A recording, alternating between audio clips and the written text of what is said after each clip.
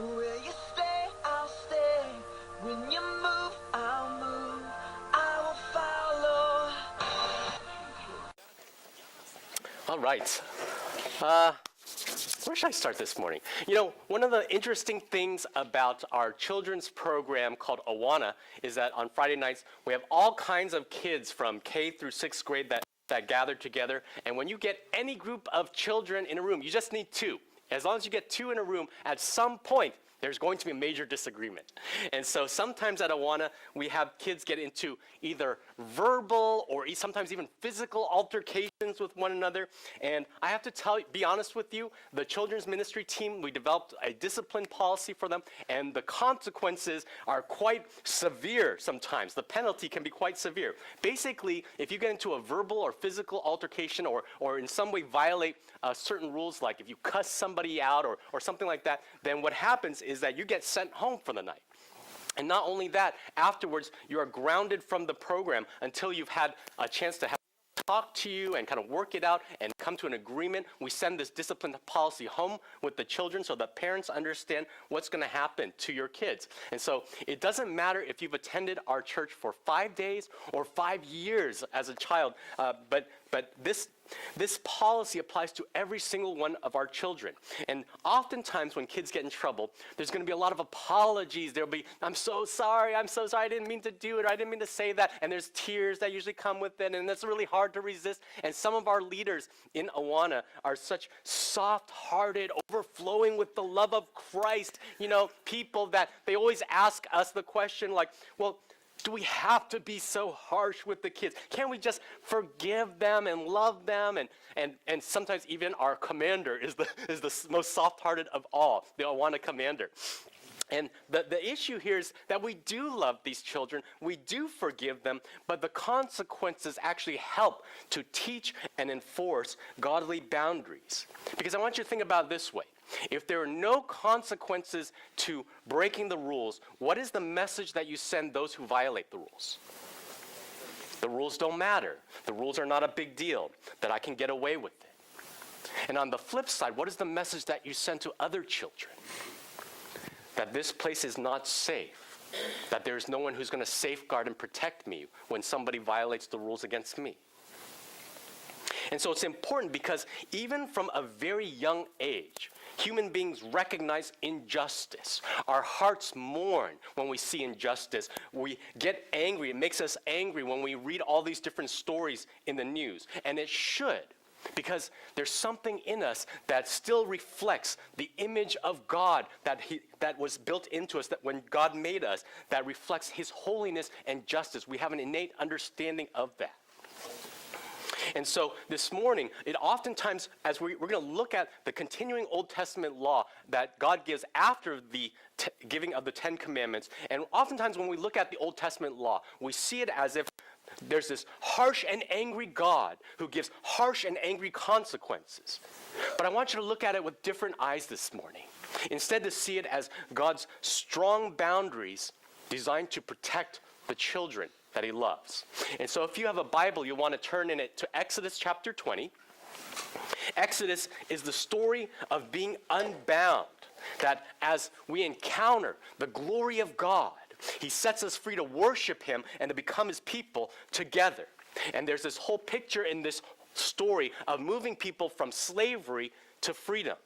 Because in some sense, all of us are slaves to something. We all serve, we all worship something. And if it's not God, it's going to be something else. And so as we've been learning in this passage today, here God's going to provide some further regulations to the Israelites. And remember, what we're looking at here is not this stern overlord whose approval that we need to earn to become part of His household. But as we learned last time in the Ten Commandments, that He is a loving Father who already accepts His people, who's already saved them, who's already freed them, brought them into His family, and now He's defining the rules and the relationship in His new home based on His character, based on His values as a holy God.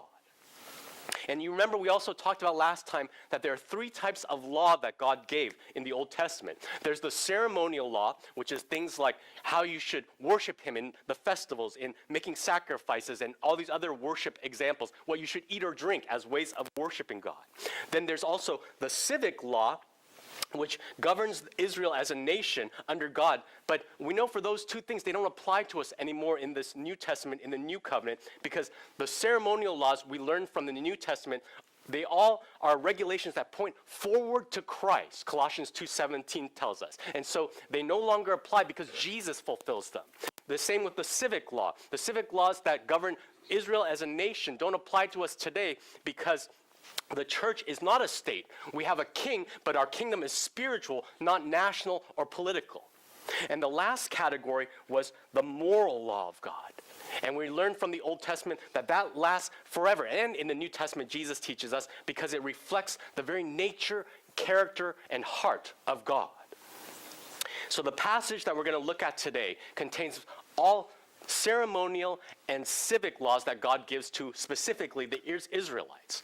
But there are very important principles that still apply to us regarding God's heart for how we relate to him as well as to other people. And so the big idea, if you are very tired this morning, you're going to forget everything that I said, is that these laws that we're reading this morning are God's boundaries designed to protect the Israelites because God is a father who protects the children that he loves. Let me say that again, that God is a father who protects his children, the children that he loves. And I want you to read and see these laws in this passage through that lens this morning. So we're going to pick up where we left off in Exodus chapter 20, verse 22. Excuse me. And the Lord said to Moses, "Thus you shall say to the people of Israel, you have seen for yourselves that I have talked with you from heaven. You shall not make gods of silver to be with me, nor shall you make for yourselves gods of gold. An altar of earth you shall make for me, and sacrifice on it your burnt offerings and your peace offerings, your sheep and your oxen. In every place where I cause my name to be remembered, I will come to you and bless you. If you make me an altar of stone, you shall not build it of hewn stones, for if you wield your tool on it, you profane it. And you shall not go up by the steps to my altar, that your nakedness be not exposed on it." What in the world did we just read? I have no idea. Let's end the sermon. Just kidding. All right. So what's happening here is, remember back in verse 19, the Israelites, they kind of out of their fear request Moses, tell God not to speak to us directly. He might strike us dead if we talk to him. So God actually in verse 22 stops speaking directly to them and speaks through Moses. Tell the people, now that you've experienced me, now that you've heard from me, now that you've received my law and the 10 commandments, respond to me by worshiping me the right way. And in verse 23, he starts off reminding them what not to do. It's a combination of the first two commandments. That I'm the only God, so don't make these false gods of gold and silver to worship, just like these pagan other cultures do. And then in verse 24 and 25, he tells them what to do. So not only what not to do, but what to do. Wherever you go, make these simple altars of dirt and stone. Now that's weird. And as you read this passage, it doesn't make a lot of sense to us. So the question we have to ask is why? And the whole purpose God is giving them this ceremonial law just for the Israelites is to teach them, don't worship like all these pagan other cultures that worship all kinds of idols, that do all these kinds of things. So he's telling them, first of all, don't cut stones into these nice polished pieces and then build an altar them with your tools. Remember, you just came from a land, Egypt, where you were forced to work as slaves to make these perfect cut geometric stones to build pyramids to false gods and pharaohs. And you're going to go to a land where they build elaborate altars in Canaan to idols and for idol worship. So don't do that. Verse 26, then also when you build an altar, don't build it on top of all these steps leading up to this altar. And you have to understand why. Because practically speaking, in the ancient Near East, a lot of the pagan cultures would have kind of like make these altars in these holy places and build up all these steps up towards it. But the priests and the people, how do I say this nicely? Practically, people in the ancient Near East don't wear underwear, okay? And so if you have a dude going up these steps, then what's happening is, well, the priest's going up, and I don't want to see your family jewels. I don't need to see your bare bottom. It's a distraction for me towards worship. And theologically speaking, we do not want to bring God disgrace and dishonor by associating worship of him with your junk, all right? And I know that sounds like a silly request, but many of the pagan cultures of that time, they already did that. They would practice obscene worship to their false gods. They would combine idolatry with ritual prostitution and other indecent acts of exposure as part of their worship. So he was teaching them, don't worship like these pagan people. In this new relationship, in this new covenant, in the giving of these 10 commandments with God through the law, God is setting boundaries to protect his children from the idolatry of pagan cultures, whether Egypt of the past or the Canaanites to come. And so his guideline when he tells them to build these altars of dirt and stone is keep it simple. Pile up dirt and rocks that I created, that I provided, instead of what you made with your own hands. Because worship is not about your ownership or your craftsmanship of this altar. The altar and the worship belong to God. It's about his glory, not yours. So keep it simple. And then secondly, keep it holy. Don't pollute it with these pagan practices of indecent exposure and sexual immorality. Glorify my holiness instead of your nakedness. Now, we obviously no longer need to keep the ceremonial laws of Israel. We no longer use literal altars to make burnt offerings to God because Jesus is our ultimate, final, and complete sacrifice once and for all, Hebrews chapter 10 teaches us. But we do as a people of God still gather together to worship him. And so there's an important principle for us here, that as we gather together as his people to worship, to protect us from idolatry that the world practices, we need to keep our eyes on God instead of these shiny statues, instead of these shiny altars, instead of people's shiny bottoms, all right? But the point here is that when we come to worship God, especially together as God's people, where do you keep your eyes focused?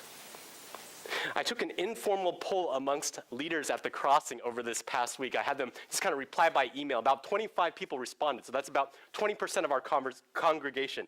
And so I think it's a pretty good indicator. And that fell into basically those three categories that we talked about.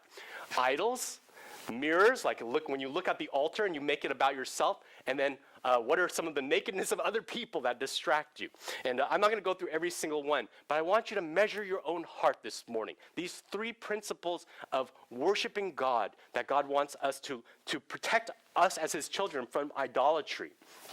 The first question I want to ask you is, what shiny idols are you distracted by? Are you distracted by shiny idols around you, or your eyes focused on Jesus? You don't build things out of gold or silver, perhaps, or maybe you have a nice Rolex and you like to look at it a lot. I don't know. But for most of us, that's not the case. For some of us, what that shiny idol might look like is, I can't wait for the game after church. And so your eyes are focused on this idol instead of on Jesus during worship. I can't wait for the game. Let's check what's the score. Or I can't wait for lunch. Can't wait to try out that new place that all of us have been longing for. Then your shiny idol is your pleasure and leisure as an idol. For some of us, it's your to-do list that distracts you from worship, that you're focused on what homework you need to get done, what errands you need to get done first, or right after church. And so productivity becomes a shiny idol that distracts us from focusing on Jesus during times of worship together as God's people. For some of us, it's, I like to check my email during church. I like to check my social media and maybe take a quick little photo and put it on my Instagram in the middle of a service. How funny is that? I like to check the score, or, we have all these electronic devices that alleviate our boredom when the sermon is way too long. And that can become an idol instead of keeping our eyes focused on Jesus. That guy or girl sitting next to me is kind of cute. And you're thinking about, I've been single for so long. This was Pastor Josh's trouble many years before meeting Melissa. And then, so that idea of relationships can be a shiny idol that keeps our eyes focused away from Jesus. But you can see the problem with these shiny idols. And like the Israelites, we approach this altar of worship, and it can be one of two things. Either it's a magnifying glass to help us see Jesus more, or our shiny altar can be a mirror where we're only looking at ourselves. Like the Israelites, instead of, I want to protect you from, when you come to worship, keep your eyes focused towards me, that you would see more of me through your altar worship. Or are you going to look at your beautiful altar and only see your great craftsmanship, your handiwork, and look at yourself? So when you come to the altar of worship, are you looking through a magnifying glass to see more of Jesus, or are you looking in a mirror? In other words, do we make worship about me, what we've built, what we give, what I feel? wow, that's a really nice church building. That's a really nice stage. Those guys, when they do worship, they have great PowerPoint. The songs are nice. The message is great. Or the flip side, right? I can't worship God because this song sucks, or this message sucks, this preacher sucks. We make worship about ourselves. Or when you come in, I can't worship God because I'm bored, because I'm tired, because I'm cold, because I'm worried about something. Or I'm thinking about what other people around me think, so I don't want to lift up my hands, or I don't want to sing too loud, or I don't want to sing too off key, because we make worship about me. We make worship about our altar. Or when you approach the altar of worship, do you see more of Jesus? That your goal is understanding worship isn't about how I feel, what I think, but that there's a great God. And so we proclaim more of Jesus. We acknowledge more of Jesus. We give glory to Jesus. Are my eyes on myself and my altar, or on him? And then lastly, when we come to worship and we want to see where our eyes are focused, are we a distraction to other people around us? I'm not talking about if you come and you bring your kids into the service. We are a family church. I'm not talking about if you come and you have pain in your heart or in your life that you need to hide it and not distract people. God wants us to love each other and care for each other's needs. But I'm talking about when we elevate my nakedness instead of God's sacredness. Now, you may not come up here and streak down the aisle here like in nakedness, but you might as well sometimes, with the bad attitude sometimes we come towards worship. When we fall asleep in the presence of God during worship, when we are talking too loud. That was one of the major distractions that people listed on the worship distractions, is that there are people who don't know how to do an inside voice. So they think we're whispering to each other, but we're distracting everyone around us during our little side conversations. We come in and the music is playing and people are worshiping, and I decide that it's not important to me, that I'm a distraction to others. That I want to, when I whip out my little electronic device and I'm playing a game and I think that nobody else notices, everyone around you notices, trust me. Sometimes when we walk in late, and if you came in late this morning, don't feel shamed, okay? It's no walk of shame. But when there's a habitual lack of valuing coming on time and giving God honor, that it tells other people that, you know what, he's not that valuable to me to worship, to come on time or early to worship. And it distracts other people from seeing God, instead seeing me. When you come to worship God, where are your eyes focused? Let's move on. Now we switch from ceremonial laws to civic laws. Chapter 21. Now these are the rules that you shall set before them. When you buy a Hebrew slave, he shall serve 6 years, and in the 7th he shall go out free for nothing. If he comes in single, he shall go out single. If he came in married, then his wife shall go out with him. If his master gives him a wife, and she bears him sons or daughters, the wife and her children shall be her master's, and he shall go out alone. But if the slave plainly says, I love my master, my wife, my kids, I will not go out free, then his master shall bring him to God, and he shall bring him to the door or the doorpost, and his master shall bore his ear through with an awl. This is the earliest biblical recording of ear piercing. And he shall be his slave forever. When a man sells his daughter as a slave, she shall not go out as the male slaves do. If she does not please her master who has designated her for himself, then he shall let her be redeemed. He shall have no right to sell her to a foreign people, since he has broken faith with her. If he designates her for his son, he shall deal with her as with a daughter. If he takes another wife to himself, he shall not diminish her food, her clothing, or her marital rights. And if he does not do these 3 things for her, she shall go out for nothing without payment of money. Let's stop right there. Okay, another very weird passage, right? And to understand what's happening in these first 11 verses, what we're seeing here is that God gives guidelines to protect his children from oppressing one another. Especially, he has consideration towards those who would be considered least in society, most vulnerable in ancient Near East society, like slaves. That's what this whole first section is about.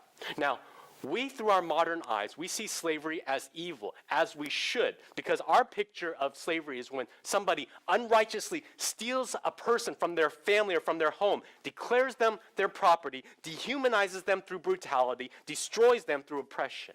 But I want you to put yourself in the ancient Near East context, because it's actually much different than what we picture, at least in the Old Testament context.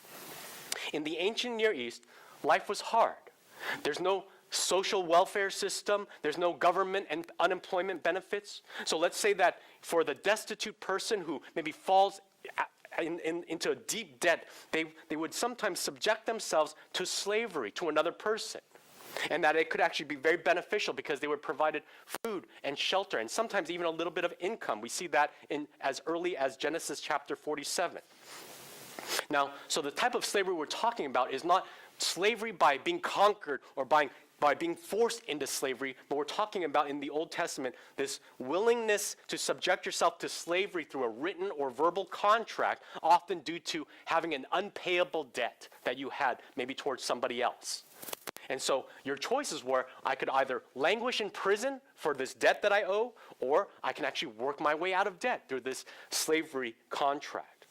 And so I want you to understand that this is what it's talking about in Exodus here, because if anyone understands the horrors of when slavery is abused, when it's at its most exploitative, it's the Israelites who just came out from under the chains and boots of Egypt, right?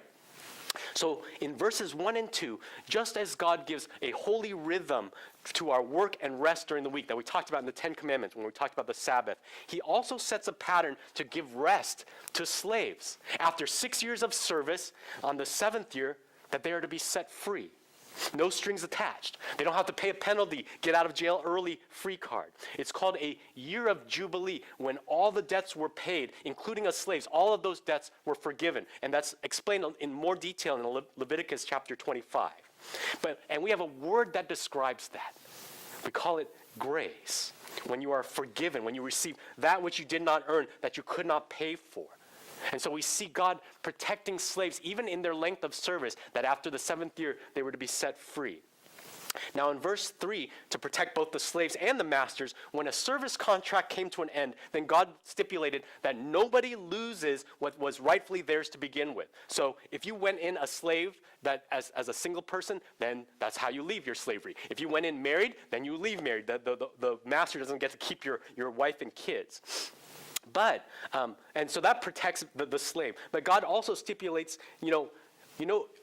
masters cannot take a slave's family. But sometimes it also protected the master as well. That if you were leaving after 6 years of great service to your master, you couldn't say at the end of your service, you know what, I've worked doubly hard, more than what I owed you. And so you owe me a wife. You owe me this, that, and the other for all my years of labor. Now, in verse 4, it talks about how if the master did in fact provide a wife who was also a slave, that you can't just take her with you when you go, right? It's not like, I completed my job, but since she's my family, I'm taking her with me, even though she hasn't paid her debt yet, right? You can't just take it because that person is not yours. They're a gift from the master. Now, we look at that through our Western eyes and feel like, well, that's not very just. What about true love? Doesn't God love marriage and stuff like that? Of course. But I want you to understand that in the ancient Near East, all marriages were arranged at that time. Your mom and dad would pick out your husband and your wives for you. And so the way that it worked is that when a woman was getting married, they had to pay a bride price to marry a woman. A man had to pay a bride price to marry a woman. So for this woman slave, if she's married to another slave, her master would serve as the family to whom that bride price must be paid. And so you can't just walk out there, I've already paid my debt and I'm taking my wife with me, because no, you didn't pay the bride price. You probably couldn't afford it as a slave. Bless you. Now in verses 5 through 6, we see though, however, God is not cruel. He's not interested in separating families. He makes provisions. So let's say you are recently freed from slavery. You're a guy, you can't afford to pay the bride price for your wife. It's not likely that you saved up a ton of income. If you want to stay, and I want you to see this in the verse, it's very clear. If you love your wife and your kids and your master, you love your master too, then you can instead make a vow to stay and continue to serve them for a lifetime. And then they would seal it with this ceremony involving like piercing your ear to kind of mark that you were for a lifetime. I love my wife, and she's a slave to this guy, and we decided to stay together, and my husband and my master is a great master, so I want to stay there. Now, I know that sounds really weird to us in our Western eyes, but think of like Alfred Pennyworth, the guy who serves Bruce Wayne Batman. He finds great joy, great satisfaction in serving a good master. He's well loved and well provided for. So in that sense, that term of servicehood isn't a curse, but a blessing for him. Now, we switch gears a little bit. In verse 7, sometimes, like slaves, there would be occasions when a family was poor, or maybe they fell on hard times, and they had a son or a daughter that they wanted to marry off, but they couldn't afford to pay the daughter's bride price. Then what they could do is the dad could, quote unquote, sell his daughter to the husband as a quote unquote slave. And God protects that person too. In verse 8, God protects them from being treated as just any other slave who owes a debt. In other words, like he says, like, well, if this daughter or this girl that's being sold to become a bride, if you're not going to make them your wife, then you're not allowed to sell them as if they're a regular slave. You couldn't just trick a family like, oh, you can marry my son, you got to pay the bride price. Oh, you can't afford it, then why don't you sell her to me as your slave? We'll write out the contract and then turn around like, nope, not interested, and then sell this person off as a slave. God protects them from that. God also said that, if that person was trying to be sold off, like your closest kin could redeem them. That means that they could be freed from captivity by paying the ransom price that you could not pay for yourself. And in verse 9, if you bought her, but it's not for yourself, you're trying to get your son to marry him, then you have to treat that girl like a daughter, not as a slave. Do you see what's happening here? In every context that this passage is talking about, if you had a daughter that you sold into slavery specifically for the purpose of marriage because you couldn't afford the bride price, God protects that girl. God protects them.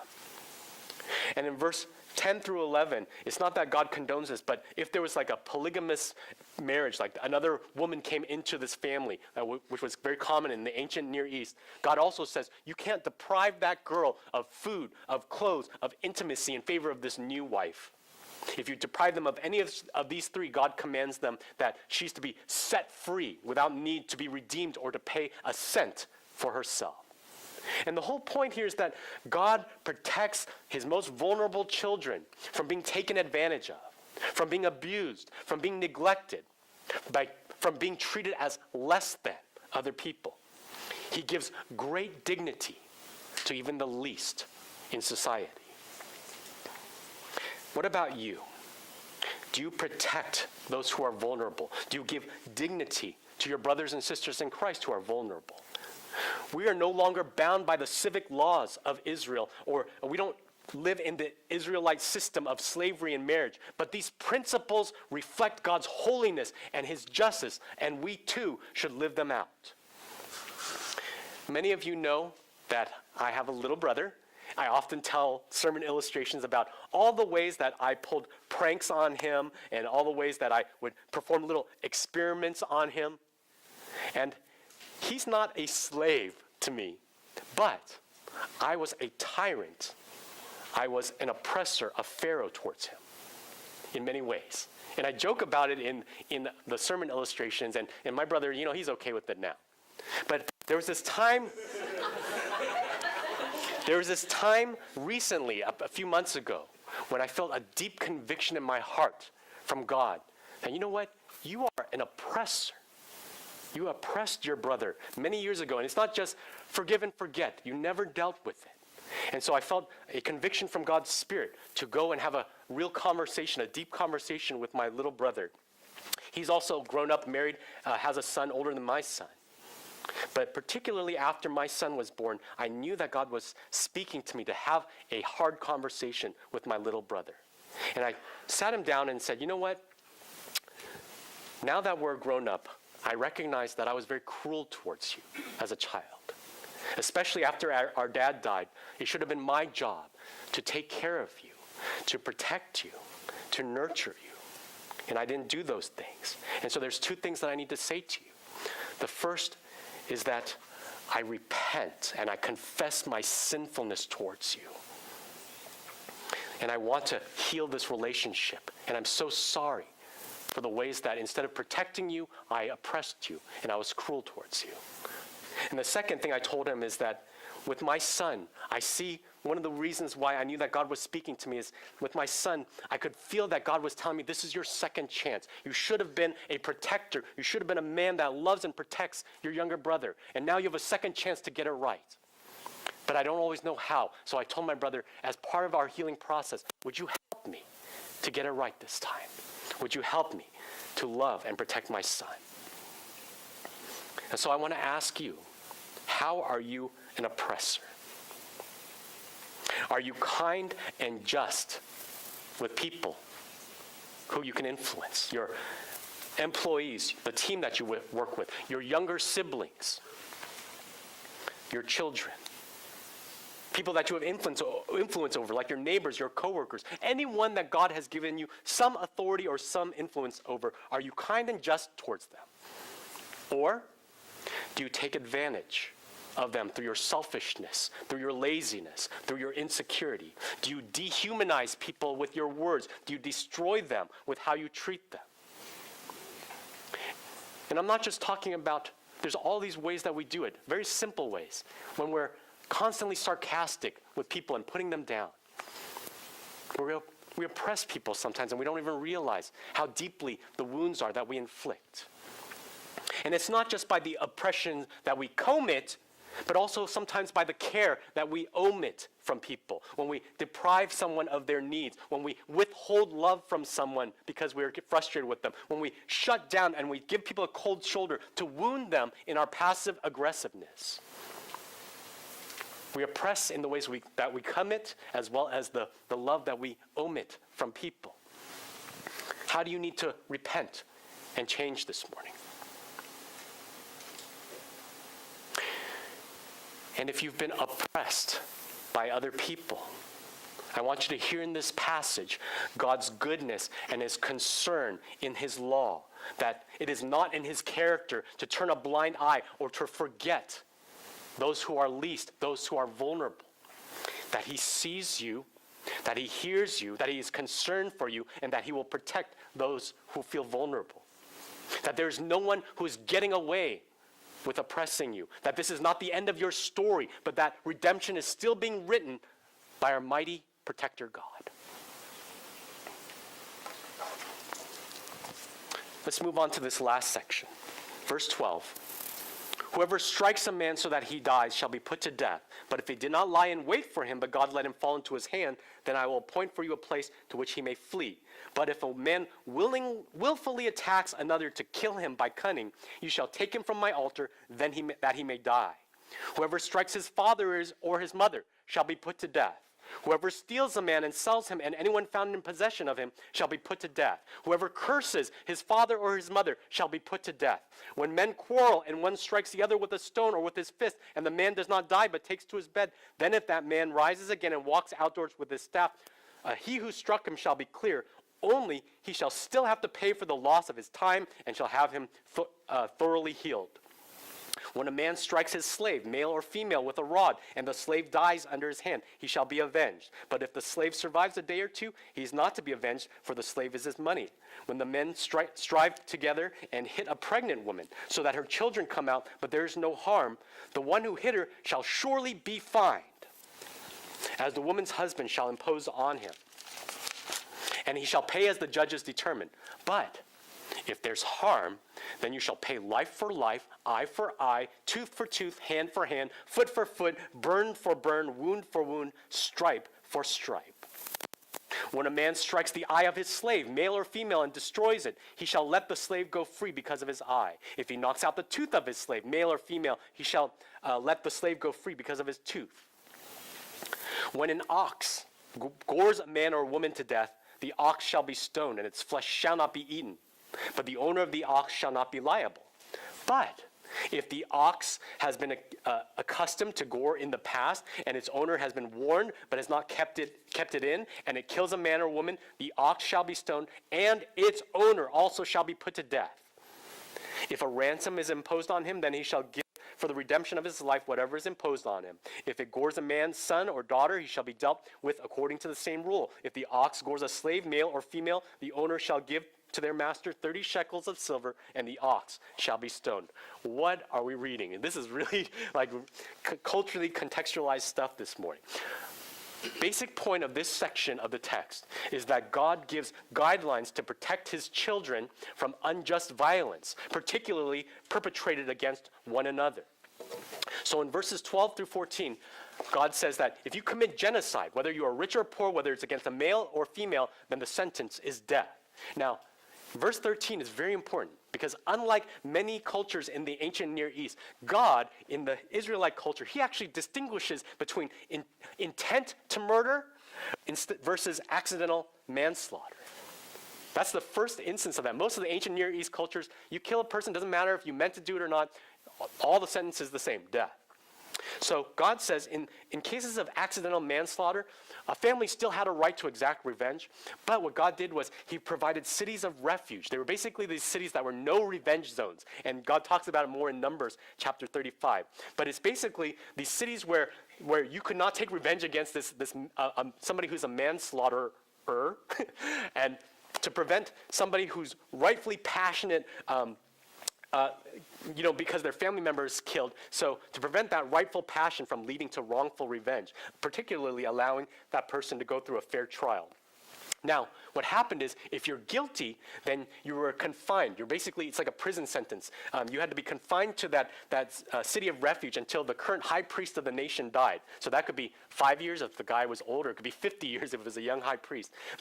And if you left that sanctuary of the city of refuge, then that family avenger, they could actually still slay you. So the point here is that, on the one hand, God protects somebody who's accidentally committed manslaughter, whose intention was not to murder, not to lie in wait, it wasn't pre-planned, it wasn't trying to hurt or kill the person. Like if you accidentally were working the quarry, pushed a rock over a cliff, and it landed on a guy, like a cartoon. Those were cases like that God would protect people. But at the same time, you did not get off scot-free. God is still just. He still holds us responsible for our negligence and for the loss of life. But you see that God sees the difference between intentional homicide and manslaughter. Now, God also gave rules regarding if you committed unjust violence in your family or in a slavery situation, whether it's physical or verbal. In verse 15, you strike your parents, death sentence. Verse 16, if you enslave somebody, it's not by mutual agreed upon contract, but you're violating them by stealing them from their family and their home, forcing them into slavery, death sentence. If you curse your mom and dad, that means like cussing them out or cursing them like, may illness or misfortune fall upon you. I wish you were dead. Ever thought that or felt that? The sentence is death. Because remember in the 10 Commandments, the idea was that if you are not able to honor your earthly parents, it's always a reflection of how you are able to honor your heavenly one. And so if you physically and verbally abuse your earthly parent, that's a grave sin against your heavenly one. And slavery by force is also a grave sin against people made in the image of God. So you're starting to get a picture of how God protects his children from unjust violence. Now, if you were to do unjust violence against someone, but it wasn't lethal, it didn't kill them, but it caused permanent damage, God protects those people too. There's a just penalty. And I'm not going to get into all the details, but if you were to fight somebody, like you started to pick a fight and it got heated and you clocked them and you knocked them out cold, if they live, no death penalty. But you would still have to owe them back pay compensate them for the time and the money that they lost from work and from life. But you know that if you killed them, of course, the penalty was death. Verse 20 and 21, you can discipline your slave or your servant, but you can't kill them. If you do, God will avenge it. Death sentence. Verse 22 to 25, if you get in a fight with somebody else, like Dennis and I were engaging in fisticuffs, and one of us accidentally swung and hit a pregnant person,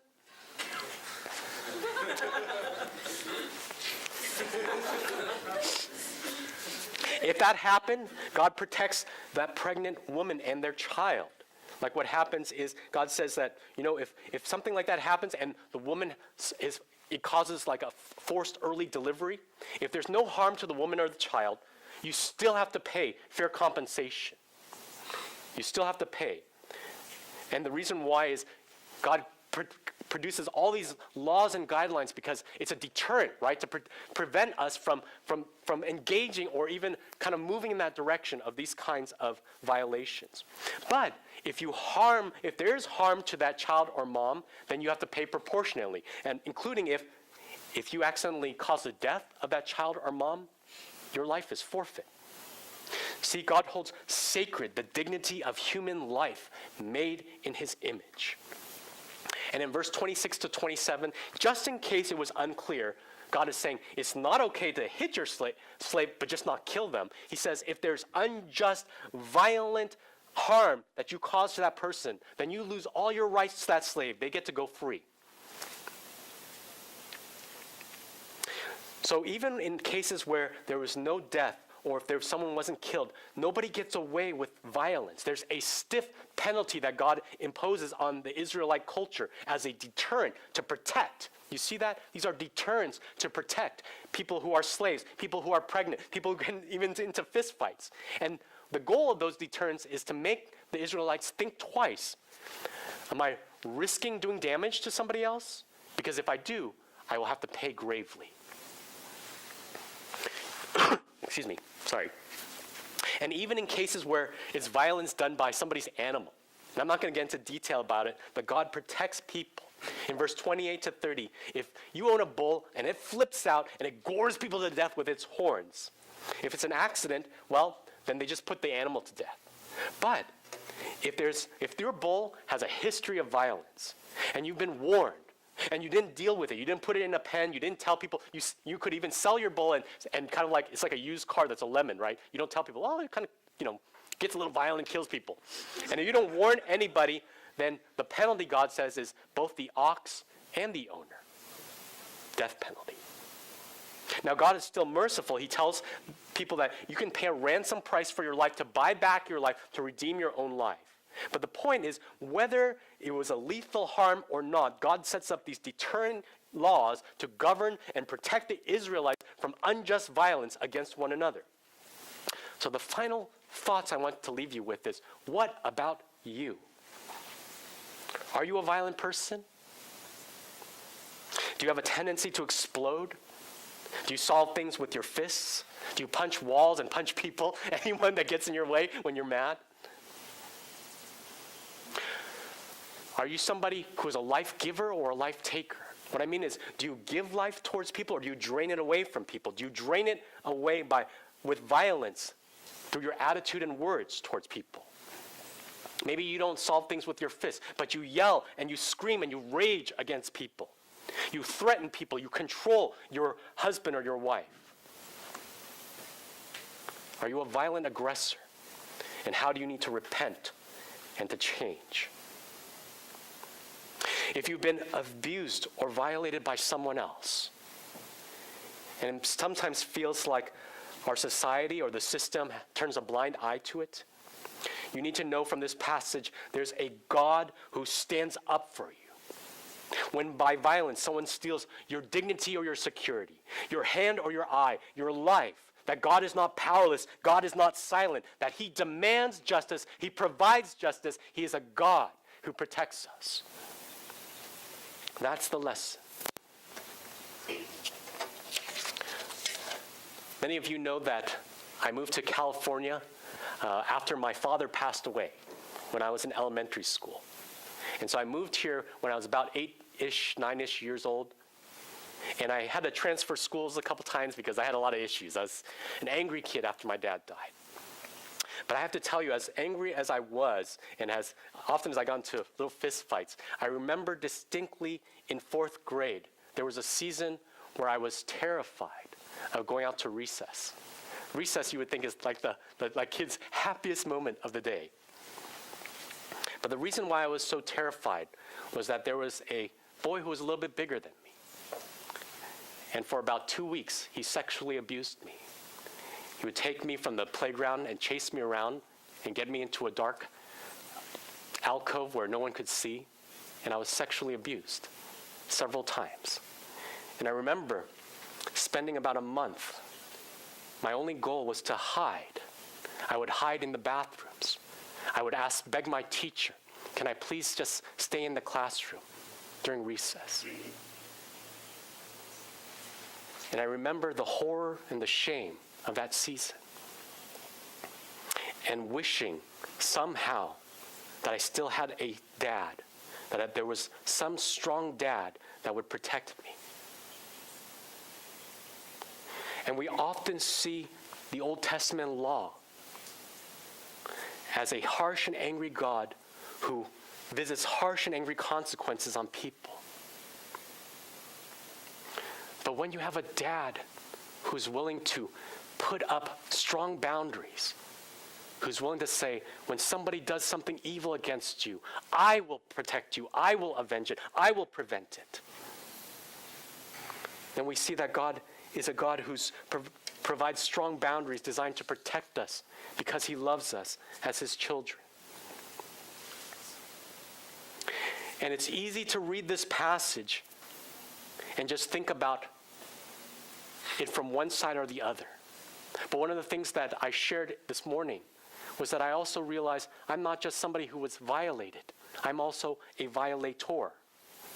That we are both the saints as well as the sinners in these stories.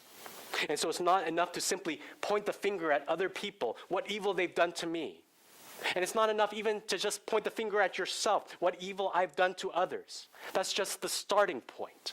But the point of God's law is not only to see our sinfulness, the sinfulness of men, but also the holiness, the care, and the protection of a mighty God who loves his kids. And so some of us come this morning with great regret as Jesus convicts us of the ways that we have violated his people and his justice.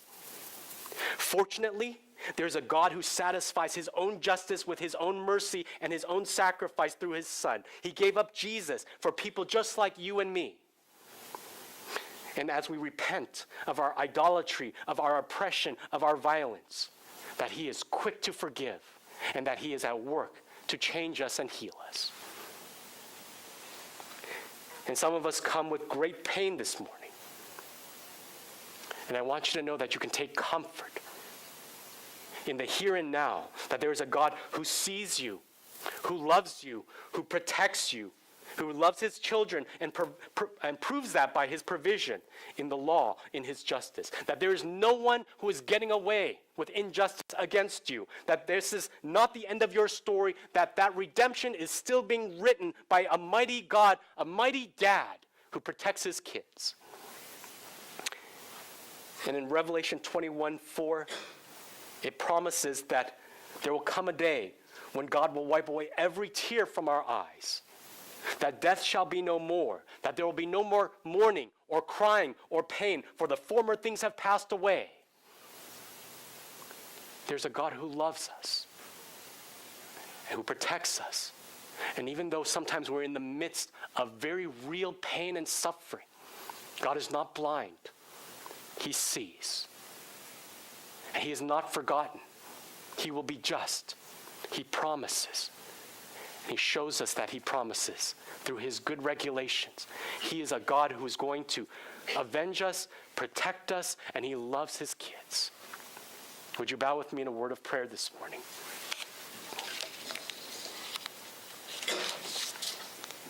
Father, as we come quietly into your presence, we thank you for the sacrifice of Jesus that washes away our sin, that makes it possible for us to approach you.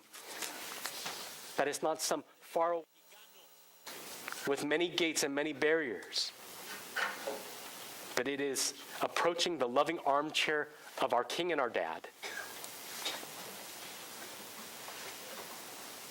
This morning we ask that you would do business with us, that you would crack open our spiritual chests and repair our spiritual hearts.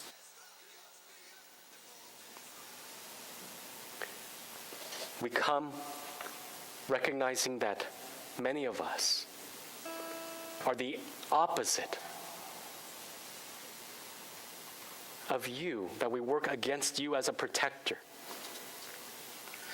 that we violate you in our unfaithful, cheating idolatry. We violate your children, a husband or wife, a child or a parent whom we oppress.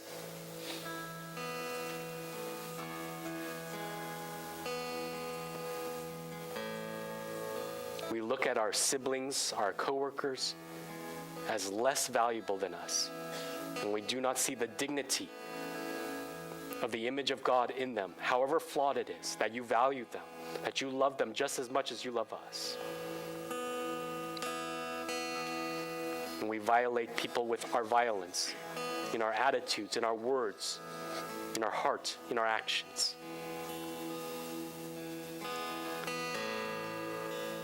As you convict us, may we bow before the righteous King who loves and protects all of his children.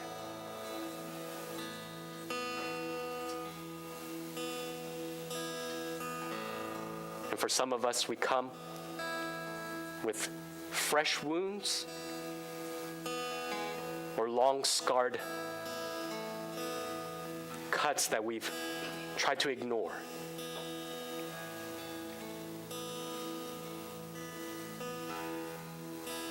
We ask that you would help us remember that your protection doesn't extend to all your children in just the generic sense, but that you love and protect your specific children, that you see us, that you set up these boundaries to protect us, and that you alone will be the one to make it right. Would you help us to be honest with you? And as we lay our pain and our sorrow at your altar, that instead we would receive comfort, peace, healing.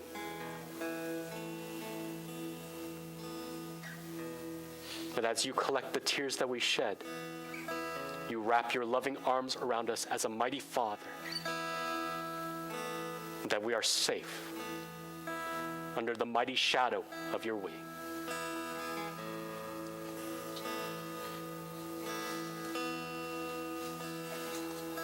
May we not believe the lie that we are not seen or that we are forgotten. Help us to hear you. Help us to see you. Help us to look upwards and find that you see us and that you hear us today. In Jesus' name.